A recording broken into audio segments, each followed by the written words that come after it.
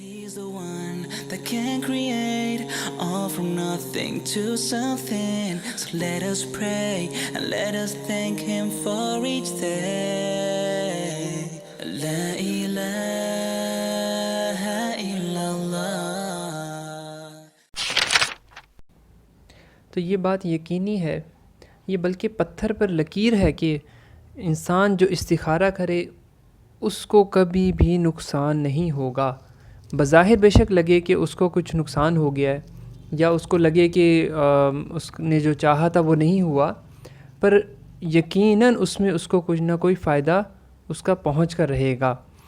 ایک تو استخارہ کا طریقہ وہ ہے جو مشہور ہے، آپ جانتے ہوں گے کہ 2 رکعت نماز پڑھی جائیں ایسے وقت میں جس میں نفل نماز پڑھی جا سکتی ہو، اور انسان وہ 2 رکعت نماز پڑھنے کے بعد پھر وہ مشہور دعا ہے اللہم انی استخیرک بعلمک، اور اس طرح سے جو دعا اینڈ تک ہے وہ دعا پڑھ لے۔ تو یہ تو فرصت ہونے کی وجہ سے بندہ اس طرح سے یہ استخارہ کر سکتا ہے۔ پر اگر فرصت نہیں ہے، مثال ہے کہ بندہ مارکیٹ میں ہے یا گاڑی ڈرائیو کر رہا ہے، بائک پہ ہے، کہیں جا رہا ہے، تو اس کے سامنے کچھ آپشنز آ جاتی ہیں، اس کو ان میں سے کسی ایک آپشن کو سلیکٹ کرنا ہے۔ مارکیٹ میں کوئی چیز لینی ہے، 2 ایک جیسی چیزیں ہیں، پتہ نہیں ہے کون سی بہتر ہے اس کے لیے، یہ دعا پڑھے اور وہ چیز لے لے۔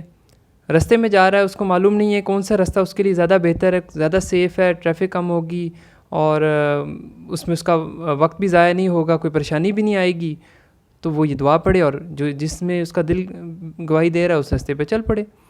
اسی طرح اس کے ذہن میں اس کے سامنے کوئی بھی آپشنز آ گئی ہیں، تو اس نے یہ دعا پڑھے اللہ کے حکم سے، انشاءاللہ تعالی اس کو کبھی بھی نقصان نہیں ہوگا۔ حتیٰ آپ حیران ہوں گے اس بات پہ کہ ہمارے ایک طالب علم ہیں، ان کو اس دعا کے بارے میں پتہ چلا، تو یہ بات کہیں سے ان کے دل میں بیٹھ گئی کہ کبھی بھی سامنے کچھ آپشنز ہوں تو یہ دعا پڑھ لیں، تو ان میں سے کسی ایک آپشن کو اگر انسان سلیکٹ کر لے تو غلط نہیں ہوگی، اس میں اس کا نقصان نہیں ہوگا۔ تو طالب علم ہوتے ہیں، تو اس نے کیا کیا کہ اپنے انٹری ٹیسٹ سے 1 رات پہلے مجھے فون کر کے کہتا ہے کہ سر وہ دعا ذرا یاد کروا دیجئے کہ کل میرا انٹری ٹیسٹ ہے، تو میں نے یہ سوچا کہ میں کیوں نہ، تیاری تو میری پوری ہے، میں نے محنت بھی خوب کی ہے، تو کیوں نہ میں ہر سوال سے پہلے اس دعا کو پڑھوں اور میں ٹک لگا دوں، اور اللہ کے حکم سے مجھے یقین ہے کہ میرا سوال جو ہے وہ صحیح ہوگا۔ خیر حیرت تو مجھے بھی ہوئی کہ یہ کیا اس نے اس کا حل نکالا، پر کیونکہ یہ عمل ترمذی شریف میں آیا ہے، مطلب یہ حدیث شریف میں موجود ہے اور صحابہ کرام کا اس کے اوپر عمل رہا ہے، تو اس میں کوئی حرج ہی نہیں ہے۔ انسان کو کسی بھی واک آف لائف میں انسان کو اس کی ضرورت پڑے تو انسان یہ دعا پڑھ سکتا ہے، اس میں تو کوئی حرج نہیں ہے۔ تو اللہ کی شان کہ اس نے پڑھا اور ساتھ اس نے کچھ اپنے اور دوستوں کو بھی ریکمنڈ کیا، تو سب نے ماشاءاللہ سب کو کامیابی ہوئی، کسی کا بھی نقصان نہیں ہوا، سارے ہی بہترین یونیورسٹیز میں پہنچ گئے۔ تو یہ تو ایک مثال تھی، درجنوں نہیں، سینکڑوں نہیں، ہزاروں مواقع ایسے ہیں جس پر ہم نے اس دعا کو آزمایا، ہم نے ہی نہیں، ہمارے بڑوں نے بھی، ہمارے ہم عمر لوگوں نے بھی، اور الحمدللہ کسی کا بھی نقصان نہیں ہوا، سب نے ہی ہمیشہ بتایا کہ ہمیں فائدہ ہی حاصل ہوا۔ تو بھئی یہ دعا بہت آسان ہے، مختصر ہے، یاد کر لینی چاہیے۔ تو یہ دعا میں آپ کے سامنے پڑھوں گا، آپ نے کوشش کرنی ہے کہ اس کو یاد کر لیں۔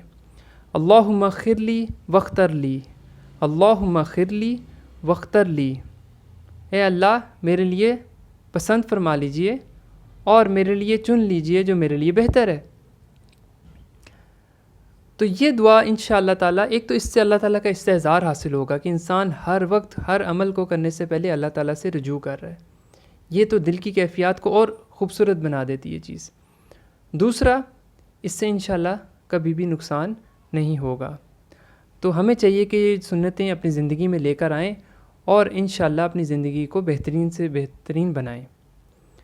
ایک چیز ضرور ذہن میں رکھ لینی چاہیے کہ فائدہ کب نظر نہیں آتا، تو یہ جو آبسٹیکلز ہیں وہ کیا ہیں ہماری دعاؤں کے قبول ہونے میں؟ ایک اللہ تعالیٰ کی نافرمانی، دوسرا حرام کمائی، اور تیسرا دعا کے اوپر یقین نہ ہونا کہ یہ قبول ہوگی یا نہیں ہوگی۔ بھئی جب دعا کر دی تو قبول ہو گئی، اللہ تعالیٰ کے ہاں ہر دعا قبول ہوتی ہے، صرف اس کا جو اثر ہے وہ مختلف شکلوں میں نظر آتا ہے۔ Through the night he is by your side, you're not alone, don't be afraid, he will guide you to his fate. So let us pray, let us thank him for each day.